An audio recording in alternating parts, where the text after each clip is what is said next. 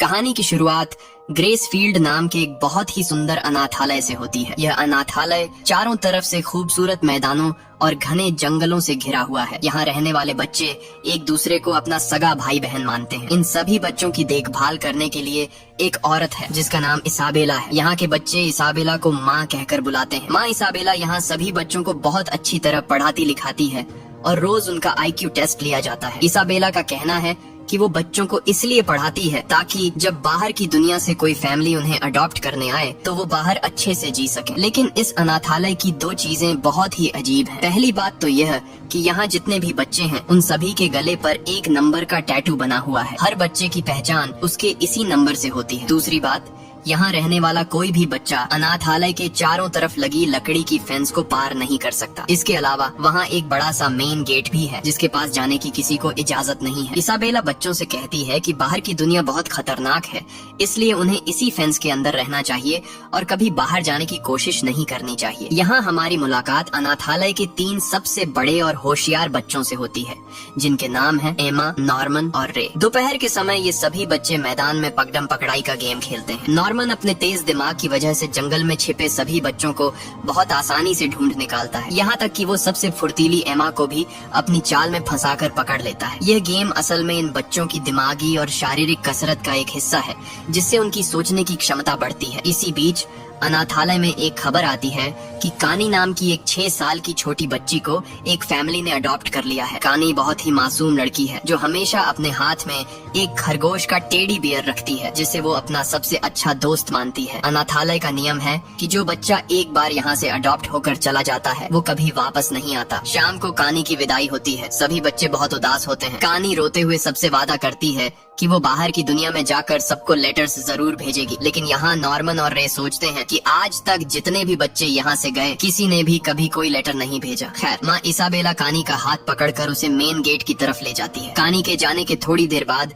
एमा और Norman hall की सफाई कर रहे होते हैं। तभी एमा की नजर टेबल पर पड़ती है जहाँ कानी का पसंदीदा टेडी बियर छूट गया था। एमा परेशान हो जाती है क्योंकि कानी इस टेडी के बिना कहीं नहीं जाती थी। तभी वहाँ रे आता है और कहता है कि मेन गेट की लाइट अभी भी जल रही है जिसका मतलब कानी अभी वहीं होगी। अगर तुम लोग जल्दी जाओ तो उसे ये टेडी बियर दे सकते हो। एमा और नॉर्मन जानते थे कि गेट के पास जाना नियम के खिलाफ है। फिर भी एमा और नॉर्मन हाथ में कानी का वो टेडी बियर लेकर तेजी से मेन गेट की तरफ भागते हैं। जब वो गेट के पास पहुंचते हैं तो उन्हें वहाँ एक बड़ा ट्रक खड़ा दिखाई देता है। उन्हें लगता है कि कानी शायद इसी ट्रक के अंदर होगी। नॉर्मन और एमा ट्रक के अंदर की तरफ झांकते हैं लेकिन अंदर का नजारा देखते ही दोनों के होश उड़ जाते हैं। ट्रक के अंदर कानी की डेड बॉडी रखी हुई थी और उसके सीने पर एक लाल रंग का फूल रखा हुआ था। एमा डर के मारे कांपने लगती है और उसके हाथ से वो टेडी बियर वहीं जमीन पर गिर जाता है। तभी अचानक उन्हें किसी के आने की आवाज सुनाई देती है। नॉर्मन तुरंत समझदारी दिखाता है और एमा का हाथ पकड़कर ट्रक के नीचे छुप जाता है। वहाँ वो देखते हैं कि 2 बहुत ही भयानक और बड़े बड़े डीमंस आते हैं। वो दोनों राक्षस कानी की बॉडी को ट्रक से निकालकर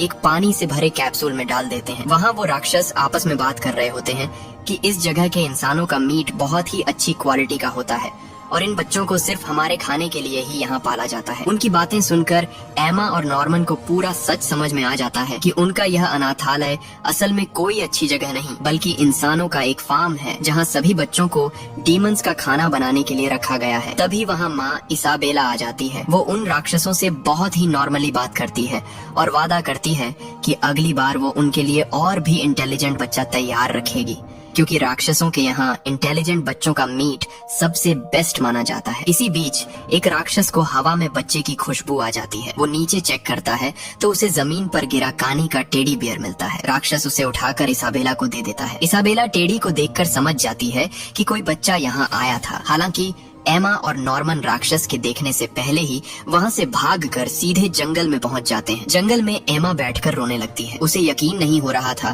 कि उसकी प्यारी इसाबेला एक बुरी इंसान है और वो जहाँ रहती है वो जगह कोई अच्छी जगह नहीं बल्कि इंसानों का एक फार्म है। नॉर्मन उसे शांत करता है और कहता है कि हमें इस अनाथालय से भागना होगा। इस पर एमा कहती है, हम यहाँ से अकेले नहीं भागेंगे बल्कि अनाथालय के बाकी सभी बच्चों को भी अपने साथ लेकर जाएंगे। नॉर्मन भी उसका साथ देने का वादा करता है। अगले दिन एमा और नॉर्मन अनाथालय के माहौल में बिल्कुल नॉर्मल रहने की कोशिश करते हैं ताकि इसाबेला को उन पर कोई शक न हो। दोनों चुपके से अनाथालय की उस फेंस के पास जाते हैं। नॉर्मन एमा से कहता है, यहाँ से भागने के लिए हमें बहुत ही पक्की और मजबूत प्लानिंग करनी होगी। जब तक हमारा पूरा प्लान तैयार नहीं हो जाता तब तक हम बाकी बच्चों को इस सच के बारे में कुछ नहीं बताएंगे, वरना सब डर जाएंगे। इसके बाद दोनों उस एरिया की जांच करने के लिए फेंस को पार करते हैं। जंगल के आखिर में पहुंचकर वो देखते हैं कि आगे एक बहुत ही ऊंची और विशाल दीवार बनी हुई है। उस दीवार को बिना किसी मदद के पार करना नामुमकिन था। नॉर्मन समझ जाता है कि दीवार पर चढ़ने के लिए उन्हें अनाथालय से कुछ मजबूत रस्सियों का इंतजाम करना होगा। दूसरी तरफ मैदान में खेल रहे बच्चे अचानक परेशान हो जाते हैं क्योंकि उनमें से एक छोटी लड़की गायब हो गई थी। तभी माँ इसाबेला वहाँ आती है और बच्चों को परेशान देखकर बिल्कुल नहीं घबराती। वो तुरंत अपनी जेब से एक अजीब सी घड़ी जैसी दिखने वाली मशीन निकालती है, उसकी स्क्रीन पर कुछ चेक करती है और सीधे जंगल की ओर चली जाती है। सिर्फ कुछ ही सेकंड में इसाबेला उस खोई हुई लड़की को अपने साथ मैदान में वापस ले आती है। ये देखकर एमा और नॉर्मन समझ जाते हैं कि इसाबेला ने सभी बच्चों के शरीर में कोई सीक्रेट ट्रैकर लगाया हुआ है जिसकी मदद से वो हर बच्चे की लाइव लोकेशन का पता लगा लेती है। यानी अब उनके लिए यहाँ से भागना और भी मुश्किल हो गया था। अगले दिन एमा और नॉर्मन फिर से जंगल में जाते हैं और एक खोखले पेड़ के अंदर कुछ रस्सियां छिपा देते हैं। इसी दौरान रे वहां आ जाता है और उन्हें रंगे हाथों पकड़ लेता है। रे उनसे सीधे पूछता है, आखिर तुम दोनों क्या छुपा रहे हो? नॉर्मन और एमा बिना कुछ छुपाए रे को उस रात का सारा सच और राक्षसों के फार्म वाली बात बता देते हैं। रे बहुत ही प्रैक्टिकल लड़का था। वो बिना किसी फालतू ड्रामे के उनकी बातों पर तुरंत विश्वास कर लेता है और कहता है, इस मिशन में मैं भी तुम्हारी मदद करूंगा। इसके बाद वो तीनों आगे की रिसर्च करने के लिए अनाथालय की लाइब्रेरी में जाते हैं। वहाँ रे उन्हें कुछ खास किताबें दिखाता है। उन सभी बुक्स पर एक उल्लू का स्टैंप लगा हुआ था और उसके चारों तरफ एक अजीब सा कोड लिखा हुआ था। जब वो तीनों मिलकर उस कोड को डिकोड करते हैं तो उन्हें पता चलता है कि विलियम मिनर्वा नाम का कोई आदमी इस अनाथालय की पूरी सच्चाई जानता है। उसने इन बुक्स के जरिए बच्चों के लिए सीक्रेट मैसेज छोड़े हैं कि सभी बच्चों को इस अनाथालय से भाग जाना चाहिए। इस खुलासे से बच्चों को उम्मीद की एक नई किरण दिखाई देती है। शाम के वक्त इसाबेला सभी बच्चों को अनाथालय के मेन हॉल में इकट्ठा करती है। वो सबको बताती है कि बच्चों की देखभाल में मदद करने के लिए आज से यहाँ एक नई असिस्टेंट आई है जिसका नाम सिस्टर क्रोम है। क्रोम दिखने में काफी अजीब और डरावनी लग रही थी। उसे देखते ही एमा, नॉर्मन और रे थोड़े परेशान हो जाते हैं क्योंकि अब अनाथालय में उन पर नजर रखने के लिए एक की जगह दो दुश्मन आ चुके थे जिनसे बचकर भागना और भी मुश्किल होने वाला था। अगले दिन एमा, नॉर्मन और रे एक नई चाल चलते हैं। वो अनाथालय के सभी बच्चों को इकट्ठा करते हैं और जंगल में पकड़म पकड़ाई का गेम खेलने लगते हैं। लेकिन इस बार ये तीनों इस गेम के जरिए बाकी बच्चों को छिपना और अपनी जान बचाकर भागना सिखा रहे थे ताकि भागने वाले दिन बच्चे पैनिक न हो। उसी रात एमा, नॉर्मन और रे चुपके से मिलते हैं। नॉर्मन कहता है कि आज गेम के दौरान मैंने एक बात नोटिस की। हम जो भी प्लानिंग कर रहे हैं उसकी भनक इसाबेला को पहले ही लग जाती है। इसका मतलब साफ है कि इन बच्चों के बीच ही कोई ऐसा बच्चा है जो इसाबेला का जासूस है और हमारी हर एक हरकत की रिपोर्ट इसाबेला को दे रहा है। जासूस का पता लगाने के लिए नॉर्मन एक तगड़ा प्लान बनाता है। वो अपनी ही उम्र के दो और बच्चों डॉन और गिल्डा को टीम में शामिल करने का फैसला करता है जिस पर उन्हें शक था। जब नॉर्मन और एमा उन दोनों को अनाथालय और राक्षसों का सच बताते हैं तो डॉन को उनकी बातों पर बिल्कुल विश्वास नहीं होता। तब एमा डॉन को रोते हुए कहती है कि हम झूठ नहीं बोल रहे हैं, कानी अब इस दुनिया में नहीं है। एमा की सच्चाई देखकर गिल्डा को उनकी बातों पर पूरा भरोसा हो जाता है क्योंकि वो जानती थी कि एमा बच्चों से कितना प्यार करती है। इसके बाद डॉन भी मान जाता है। अब जासूस को रंगे हाथों पकड़ने के लिए नॉर्मन डॉन और गिल्डा को रस्सियां छुपाने की एक फर्जी जगह के बारे में बताता है। वो गिल्डा को बेड के नीचे और डॉन को सीलिंग के पीछे की जगह बताता है। वो देखना चाहता था कि इसाबेला को कौन सी जगह की खबर मिलती है। उसी रात अनाथालय का एक अनजान बच्चा चुपके से इसाबेला के कमरे के दरवाजे से एक सीक्रेट नोट डालता है। उस नोट में लिखा था कि बच्चों ने रस्सियां कहाँ छुपाई हैं और साथ ही यह भी लिखा था कि नॉर्मन एक बहुत ही चालाक और खतरनाक लड़का है। अगली सुबह नॉर्मन, एमा और रे उस जगह को चेक करने जाते हैं जहां उन्होंने रस्सियों को छुपा कर रखा था। वहां पहुंचकर वो देखते हैं कि रस्सियां वहां से गायब थीं। अब क्योंकि इन रस्सियों की जगह के बारे में उनके अलावा सिर्फ डॉन और गिल्डा को ही पता था, इसलिए सारा शक उन दोनों पर ही चला जाता है। रे गुस्से में कहता है कि देखा, मैंने पहले ही कहा था कि उन दोनों पर भरोसा नहीं करना चाहिए। डॉन या गिल्डा में से ही कोई एक इसाबेला का जासूस है। लेकिन तभी नॉर्मन बहुत ही शांति से मुस्कुराता है और कहता है कि नहीं रे, डॉन और गिल्डा में से कोई भी जासूस नहीं है। नॉर्मन बताता है कि असली जासूस जासूस कोई और है और उसने जानबूझकर तीसरी लोकेशन की जानकारी केवल एक खास व्यक्ति को दी थी। ये सुनकर रे चौंक जाता है। नॉर्मन धीरे से उसकी तरफ देखकर कहता है कि असली जासूस तुम हो। रे चुप हो जाता है और सच्चाई स्वीकार कर लेता है कि वह शुरू से इसाबेला के लिए काम कर रहा था, क्योंकि वह अपनी जान बचाना चाहता था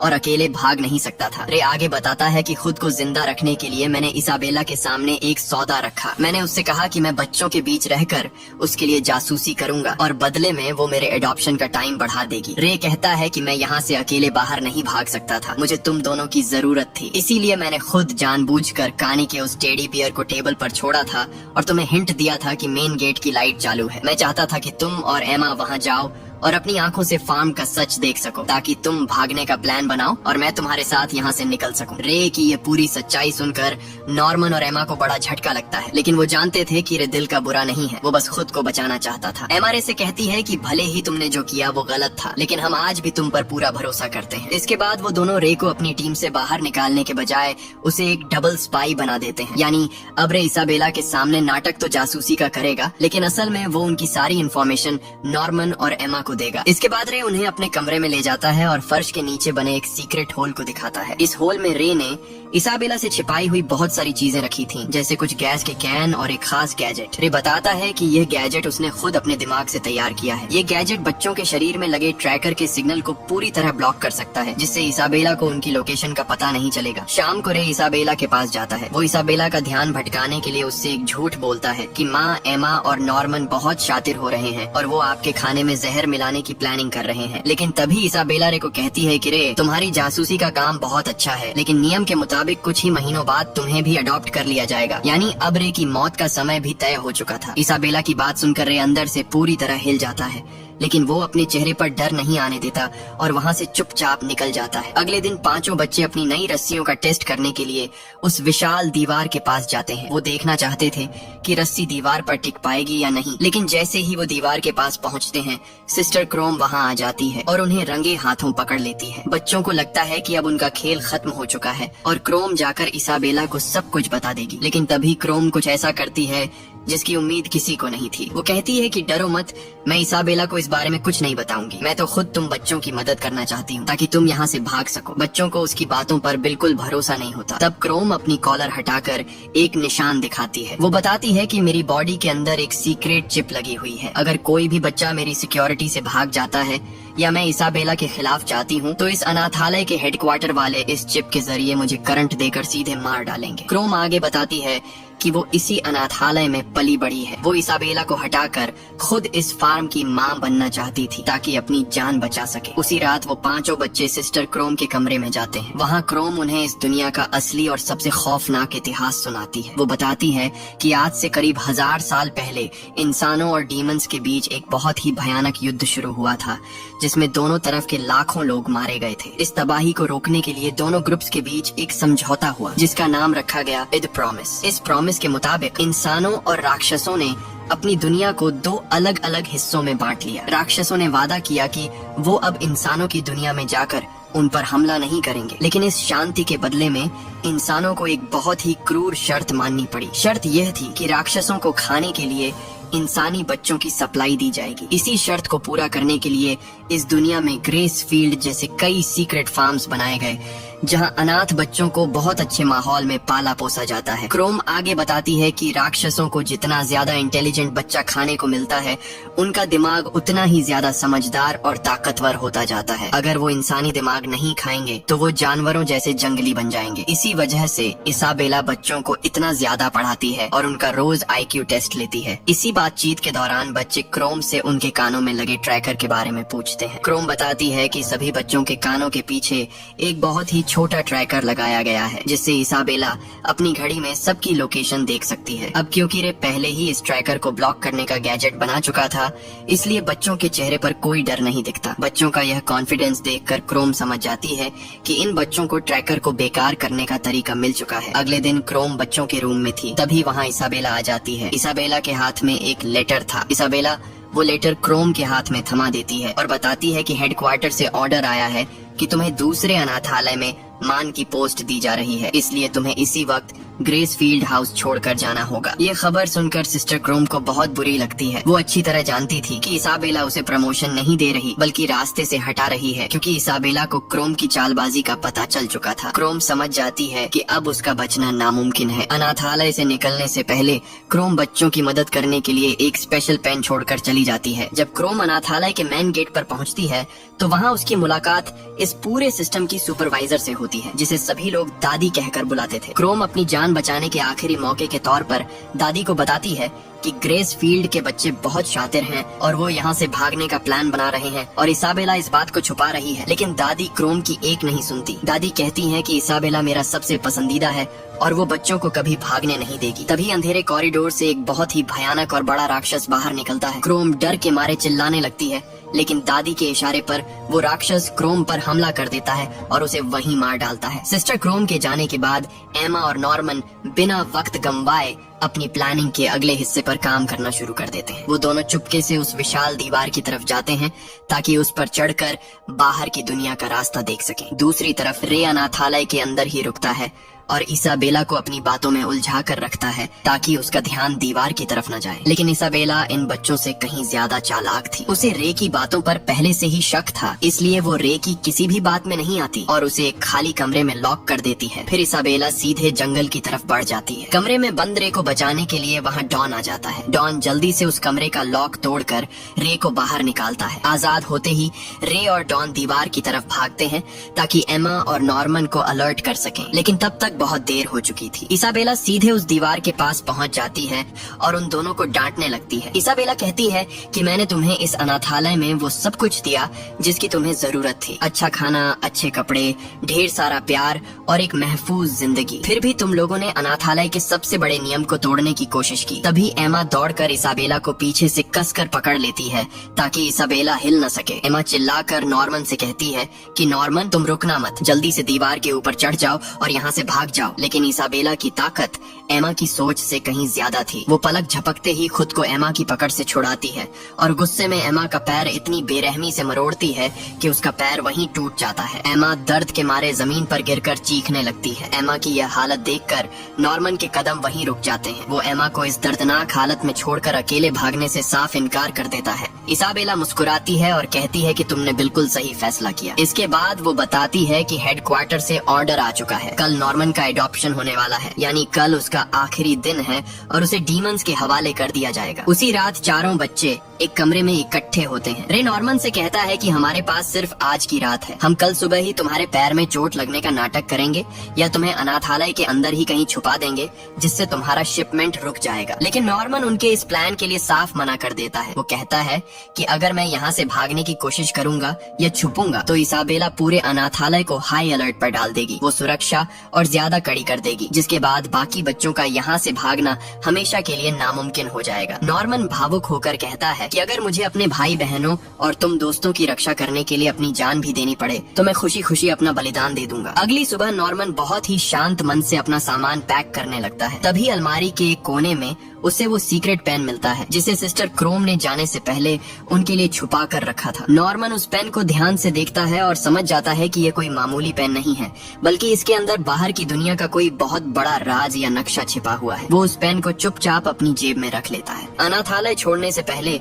नॉर्मन बाकी बच्चों को बिना बताए चुपके से उस विशाल दीवार पर चढ़ जाता है। वो देखना चाहता था कि दीवार के उस पार की दुनिया कैसी है, ताकि वो आखिरी बार अपने दोस्तों के लिए आगे का रास्ता साफ कर सके। लेकिन जैसे ही नॉर्मन दीवार के बिल्कुल ऊपर पहुंचता है तो उसके होश उड़ जाते हैं। दीवार के दूसरी तरफ कोई जमीन या रास्ता नहीं था, बल्कि एक बहुत ही गहरी और विशाल खाई बनी हुई थी। उस खाई की गहराई इतनी ज्यादा थी कि अगर कोई वहाँ से नीचे गिरे तो उसका बचना नामुमकिन था। नॉर्मन समझ जाता है कि इस खाई को पार करने का सिर्फ एक ही तरीका है। उन्हें इस खाई के ऊपर बना कोई पुल खोजना होगा जो सीधे राक्षसों की दुनिया से बाहर ले जाता हो। नॉर्मन तुरंत दीवार से नीचे उतरकर अनाथालय वापस आता है। वो बिना किसी को भनक लगे एक कागज के टुकड़े पर उस खाई का पूरा नक्शा और ड्राइंग बनाता है। वो उस नक्शे में लिखता है कि दीवार के पार गहरी खाई है, इसलिए तुम लोग सीधे कूदने की गलती मत करना। तुम्हें खाई को पार करने के लिए उस पुल को खोजना होगा जो इसाबेला के कंट्रोल रूम के पास से जाता है। नॉर्मन उस नक्शे और सीक्रेट पेन को एम्मा के बिस्तर के नीचे छुपा देता है। शाम का वक्त होता है। अब नॉर्मन के जाने का समय आ चुका था। अनाथालय के सभी बच्चे मेन हॉल में इकट्ठे होते हैं। छोटे बच्चों को लग रहा था कि नॉर्मन एक बहुत ही अच्छी फैमिली के पास जा रहा है, इसलिए वो खुश थे। लेकिन एमा, रे, डॉन और गिल्डा का रो रो कर बुरा हाल था। एमा टूटे हुए पैर के साथ नॉर्मन के पास जाती है और उसे गले लगाकर फूट फूट कर रोने लगती है, क्योंकि वो जानती थी कि इस दरवाजे के पार जाते ही राक्षस नॉर्मन को मार कर खा जाएंगे। नॉर्मन एमा के आंसू पोंछता है और मुस्कुराते हुए सबसे अलविदा कहकर इसाबेला के साथ मेन गेट की तरफ बढ़ जाता है। इसाबेला नॉर्मन को अनाथालय के उस खौफनाक गेट के पार ले जाती है। गेट के अंदर बने उस सीक्रेट कॉरिडोर में नॉर्मन को एक कमरे में ले जाया जाता है। वहाँ उसकी मुलाकात पीटर नाम के एक रईस आदमी से होती है। पीटर बहुत ही साफ सुथरे कपड़ों में था और उसके चेहरे पर मुस्कान थी। पीटर नॉर्मन को समझाना शुरू करता है कि वो कोई मामूली इंसान नहीं है। वो इस पूरी दुनिया में चल रहे ह्यूमन फार्मिंग यानी इंसानों को पालने और उन्हें डेमोन्स को खाना खिलाने वाले पूरे ऑपरेशन का लीडर है। पीटर नॉर्मन की बुद्धिमानी से बहुत इम्प्रेस था, इसलिए वो उसे इस अनाथालय और बाहर की दुनिया के समझौतों के बारे में सारी चीजें डिटेल में बताने लगता है। नॉर्मन बहुत ही शांत होकर पीटर की आंखों में देखता है। वो कहता है कि तुम्हें मुझे यह सब चीजें डिटेल में बताने की कोई जरूरत नहीं है। मैं अच्छी तरह जानता हूँ कि यहाँ मेरे साथ क्या होने वाला है और मैं यहाँ अपनी मर्जी से अपने दोस्तों को बचाने के लिए आया हूँ। पीटर उसकी यह हिम्मत देखकर हैरान रह जाता है, लेकिन नियम तो नियम थे। तभी कमरे के पीछे से एक बहुत ही खौफनाक और बड़ा डीमन बाहर निकलता है और नॉर्मन की तरफ बढ़ता है और उसे वहीं खत्म कर देता है। दूसरी तरफ अनाथालय के अंदर एमा का रो रो कर बुरा हाल था। नॉर्मन के जाने के गम में वो पूरी तरह टूट चुकी थी और अपने टूटे हुए पैर की वजह से वो बेड से हिल भी नहीं पा रही थी। इसी बीच इसाबेला एमा के कमरे में आती है और बहुत ही प्यार से उसका सिर सहलाते हुए कहती है कि एमा, तुम इस अनाथालय की सबसे होशियार लड़की हो। मैं तुम्हारी तकलीफ समझ सकती हूँ, लेकिन अब तुम्हें सच को स्वीकार कर लेना चाहिए। फिर इसाबेला कहती है, मैं चाहती हूँ कि तुम इस अनाथालय की अगली माँ बनने की ट्रेनिंग शुरू कर दो। अगर तुम मेरी बात मान लेती हो तो तुम डीमंस का खाना बनने से बच जाओगी और एक बहुत ही आलीशान और महफूज जिंदगी जी सकोगी। इसाबेला की यह बात सुनकर एमा अंदर से पूरी तरह सिहर जाती है। उसे समझ आता है कि माँ इसाबेला उसे भी अपने जैसा एक कसाई बनाना चाहती है जो खुद बच्चों को मौत के मुंह में धकेलती है। दूसरी तरफ रे भी बहुत दुखी था। नॉर्मन उसका सबसे अच्छा दोस्त था और अब वो इस दुनिया में नहीं है। नॉर्मन के जाने के गम में वो दिन भर चुपचाप एक कोने में बैठा रहता और किसी से बात भी नहीं करता। तभी एक शाम इसाबेला रे के पास जाती है और उसके चेहरे की उदासी को देखकर मुस्कुराती है। वो रे को कहती है कि रे, तुम्हारा जासूसी का काम अब खत्म हो चुका है, क्योंकि एडॉप्शन के लिए अगला नंबर तुम्हारा ही है। कुछ ही दिनों में तुम्हारा शिपमेंट होने वाला है, इसलिए अपनी मौत के लिए तैयार हो जाओ। लेकिन यह सुनकर रे के चेहरे पर कोई डर नहीं आता, बल्कि उसकी आंखों में एक अजीब सी चमक आ जाती है। उसने मन ही मन कुछ ऐसा तय कर लिया था जो पूरे अनाथालय को हिलाकर रख देने वाला था। आखिरकार कुछ दिनों बाद वो रात आ ही जाती है जो रे की अनाथालय में आखिरी रात होने वाली थी। रात के सन्नाटे में रे अनाथालय के डाइनिंग हॉल में अकेला बैठा हुआ था। तभी वहाँ एमा आती है। एमा का पैर अब काफी हद तक ठीक हो चुका था। एमा रे के पास जाकर कहती है कि रे, हमारे पास अब भी मौका है, हम यहाँ से भाग सकते हैं। मेरे पास यहाँ से भागने का एक बहुत ही बेहतरीन प्लान है। लेकिन रे उसकी बात को बीच में ही काट देता है और कहता है कि एमा, अब बहुत देर हो चुकी है। नॉर्मन के जाने के बाद मैंने भागने की सारी उम्मीदें छोड़ दी हैं, लेकिन मैं इन डेमोन्स का खाना बनकर अपनी जिंदगी खत्म नहीं करूंगा। मैंने अपने लिए एक अलग ही प्लान तैयार किया है। इससे पहले कि एमा कुछ समझ पाती, रे माचिस की तीली जलाकर खुद के कपड़ों पर फेंक देता है। देखते ही देखते आग की ऊंची ऊंची लपटें रे को अपनी चपेट में ले लेती हैं और पूरे कमरे में धुआं फैलने लगता है। एमा यह खौफनाक नजारा देखकर बुरी तरह चिल्लाने लगती है। आग की लपटों और एमा के रोने की आवाज सुनकर इसाबेला पागलों की तरह दौड़ती हुई डाइनिंग हॉल की तरफ आती है। जैसे ही वो कमरे का नजारा देखती है, उसके होश उड़ जाते हैं। पूरा कमरा आग की चपेट में था। एमा रोते हुए कहती है कि माँ देखो, रे ने खुद को आग लगा ली, वो इस आग के अंदर है। इसाबेला बुरी तरह घबरा जाती है। वो तुरंत अपनी जेब से वो घड़ी जैसी मशीन निकालती है ताकि रे के ट्रैकर की लोकेशन देख सके। स्क्रीन पर रे का सिग्नल उसी आग के ठीक बीचों बीच दिखाई दे रहा था। इसाबेला को पक्का यकीन हो जाता है कि रे आग के अंदर ही चल रहा है। इसाबेला बिना कोई वक्त गंवाए कमरे में रखी आग बुझाने वाली गैस उठाती है और पागलों की तरह आग को काबू करने में लग जाती है। लेकिन जैसे ही इसाबेला का ध्यान आग बुझाने पर जाता है, एमा चुपके से वहाँ से गायब हो जाती है। जब इसाबेला पीछे मुड़ती है तो देखती है कि एमा वहाँ नहीं थी। सिर्फ इतना ही नहीं, जब वो फर्श को ध्यान से देखती है तो उसे वहाँ खून की कुछ बूंदें और एक कटी हुई इंसानी खाल का टुकड़ा दिखाई देता है। ये देखते देखते ही इसाबेला को समझ आ जाती है कि बच्चों ने उसके साथ धोखा किया है। अब इसाबेला को समझ आ चुका था कि रे मरा नहीं है, बल्कि यह सब उसे चकमा देने के लिए किया गया था। यहाँ कहानी में एक फ्लैशबैक दिखाया जाता है। असल में जब नॉर्मन इस अनाथालय से विदा हुआ था तो उसने जाने से पहले एमा के लिए बिस्तर के नीचे जो नक्शा और सीक्रेट नोट छोड़ा था उसमें एक बहुत ही पक्की प्लानिंग लिखी हुई थी। नॉर्मन जानता था कि रे खुद को आग लगाने की सोच रहा है, इसलिए नॉर्मन ने नोट में एमा को समझाया था कि रे की इस जिद को ही हमें अपना सबसे बड़ा हथियार बनाना होगा। नॉर्मन के जाने के बाद एमा ने वो सीक्रेट नोट चुपके से डॉन और गिल्डा को दिखा दिया था। पिछले कुछ दिनों से जब एमा अपने पैर की चोट की वजह से बिस्तर पर होने का नाटक कर रही थी, तब डॉन और गिल्डा बाकी बड़े बच्चों के साथ मिलकर अनाथालय के अंदर ही भागने की पूरी तैयारी कर रहे थे। इस पूरे प्लान की भनक रे को भी नहीं थी, क्योंकि रे पर इसाबेला 24 घंटे नजर रखती थी। अब कहानी प्रेजेंट में आती है। असल में जब रे डाइनिंग हॉल में खुद पर तेल छिड़क कर आग लगाने जा रहा था, तब एमा ने आखिरी पल में रे को पीछे खींच लिया था। इसके बाद एमा ने एक तेज चाकू निकाला और बहुत ही फुर्ती से रे के कान के पीछे कट लगाकर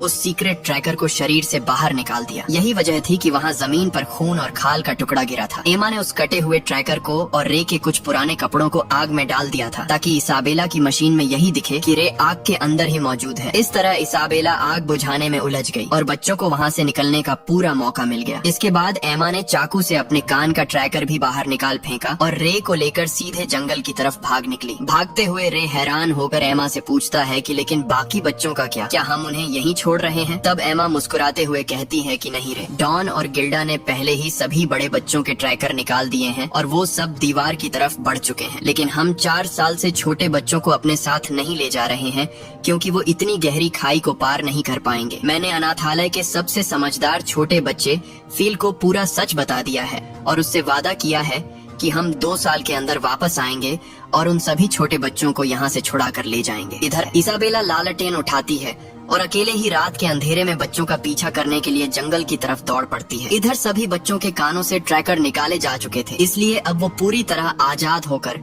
बिना किसी सुराग के आगे बढ़ रहे थे। कुछ ही देर में सभी बच्चे दौड़ते हुए उस ऊंची दीवार के पास पहुंचकर रस्सियों के सहारे ऊपर चढ़ जाते हैं, लेकिन जैसे ही वो दीवार के नीचे देखते हैं, बाकी बच्चों के होश उड़ जाते हैं। नॉर्मन ने अपने नक्शे में जो लिखा था वो बिल्कुल सच था। दीवार के ठीक दूसरी तरफ एक बहुत ही गहरी और भयानक खाई बनी हुई थी, जिसकी चौड़ाई बहुत ज्यादा थी। इतनी गहरी खाई को कूदकर पार करना किसी भी बच्चे के लिए बिल्कुल नामुमकिन था, लेकिन डॉन अपनी पूरी ताकत से उस रस्सी को हवा में लहराता है और खाई के दूसरी तरफ एक पेड़ की टहनी पर फंसा देता है। एक एक करके बच्चे अपनी कमर में हैंगर्स को फंसाते हैं और उस रस्सी के सहारे खाई की दूसरी तरफ जाने लगते हैं। देखते ही देखते ज्यादातर बच्चे बहुत ही समझदारी और फुर्ती से उस खौफनाक खाई को पार करके दूसरी तरफ की सुरक्षित जमीन पर पहुंच जाते हैं। अब दीवार पर सिर्फ एमा अकेली बची हुई थी। वो जैसे ही दूसरी तरफ जाने के लिए रस्सी पकड़ती है, तभी वहाँ इसाबेला आ जाती है। इसाबेला एमा को कहती है कि रुक जाओ एमा, आगे मत बढ़ना, तुम लोग इस बाहर की खतरनाक दुनिया में कभी जिंदा नहीं रह पाओगे। इसाबेला को अपने ठीक सामने देखकर